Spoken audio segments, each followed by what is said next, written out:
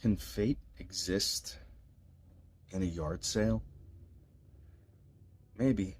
Let's find out today on 10 Minutes of Terror. There was a young artist named Cora who was looking for quick money, flipping treasures that she would find at the yard sale. It's a pretty popular online business these days, but Cora had been doing it for years. You could call her a seasoned veteran. She'd almost put herself through 2 years of art school, arbitraging little trinkets, treasures, once even a car that she found and flipped.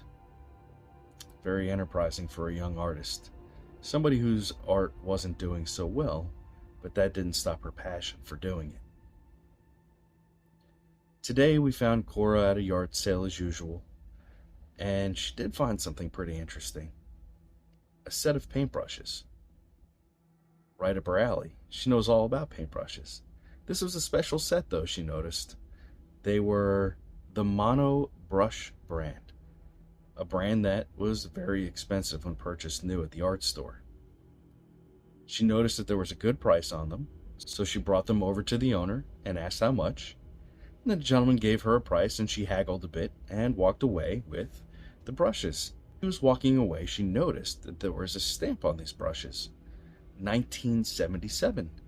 This was actually a year before this brand was even made. Maybe it was a misprint. Maybe it was the first set they ever made. Who knows? Cora felt that it would help her bring in a better price on the brushes since they might be rare. The brushes looked barely used, so Cora decided better test these out before I sell them. She set up her easel at home, she put out her paints, and she put the set of brushes next to the easel. She put on her smock, and she opened the blinds in her dark and dreary room to reveal the beautiful sunlight beaming in. In the last few months, Cora had been painting dreary, drab, black and white mono paintings.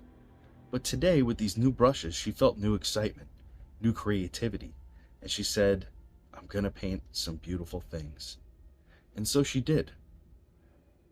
For a few weeks, she used these brushes, far longer than she had intended to. All of the paintings that she was creating were beautiful, lifelike, full of color and vibrance. The kind of paintings that she had always wanted to do, but couldn't find it in herself to do. Cora noted that she felt special when she was holding these brushes, like she could paint anything, like she could take on the world. Amazing. She had even lost sight of the fact that she was going to use these brushes as a way to make a couple extra dollars. Well, for weeks the paintings continued, but something strange did start to happen. Cora noticed that in each of the paintings, she started painting in dark, shadowy figures. They started off in the back of the paintings, sometimes behind trees, sometimes hidden in the clouds, sometimes in buildings, sometimes even in the reflections of the eyes of her subjects. Something she thought was strange but didn't pay much mind to because she was used to painting things that were a bit dark. So for that to work into her new artwork was not beyond reproach. One morning, Cora woke up and she decided that she was going to paint something beautiful today on a large canvas, something she had never painted before, a beautiful landscape of a waterfall she remembered from her childhood. She set up her paints, she set up the beautiful brushes, and a giant canvas. As she sat down to start getting ready to paint, that old feeling of solemnness, sadness, regret, and pain started to creep back into her. And she didn't want to pay any mind to this because today she wanted to paint something beautiful and special.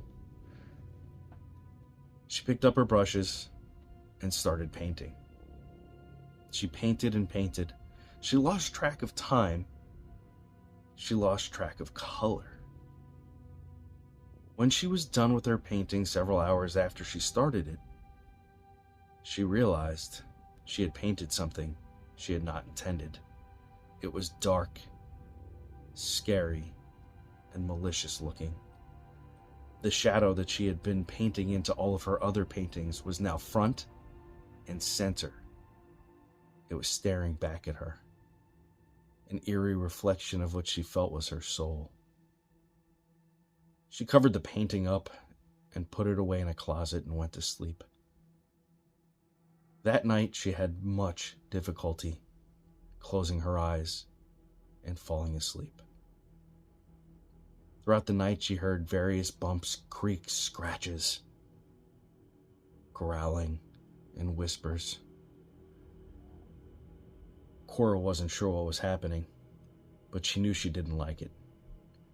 In the morning, she found the painting that she had put in the closet back out on the easel.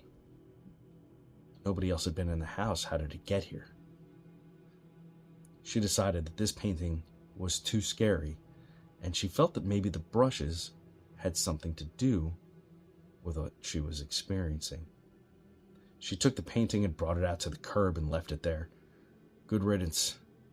This painting isn't at all what I want to represent myself as in the world. The garbage men came and left the next day, and when Cora woke up, the painting was back on the easel. The paintbrushes were meticulously set up in front of the painting, with paint already set. Something strange, though. The figure in the painting had moved. Its position was different than the way she had painted it the day before. What was going on here? Cora wasn't sure. She felt the need to paint again, so she removed the painting off the easel, picked up a new canvas, and got back to work. And to her surprise, she painted the figure again, and again, and again. By the end of the week, she had more than 15 of these same pictures of the same shadow person in different configurations all around her room. She was surrounded, and she noticed that her hands were becoming gnarled and she couldn't focus any longer, and all she could do was paint this dark, dark figure. With that, she decided that it was time to get rid of these paintbrushes. They were no longer bringing her joy, and the thing that she was chasing after for so long was only bringing her pain. She packed up the paintbrushes and all of the paintings. She brought it all out to the yard, opened up the trunk to her SUV, and loaded it all in.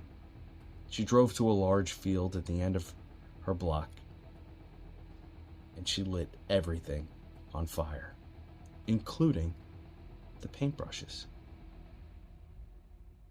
After the fire had went out and she was sure that it was all done smoldering, she got back in her car, relieved that she had gotten these brushes and these paintings out of her life. She went back to her home, checked the mail, went inside, and what she found astonished her. The paintbrushes were sitting in a cup next to her couch in her living room. Cora did the next reasonable thing that she could think of. She listed the paintbrushes on sale online for $10 more than she had purchased them, and within a couple hours, a young man came to the door with money in hand, and she handed the paintbrushes over, relieved and happy that they were out of her life.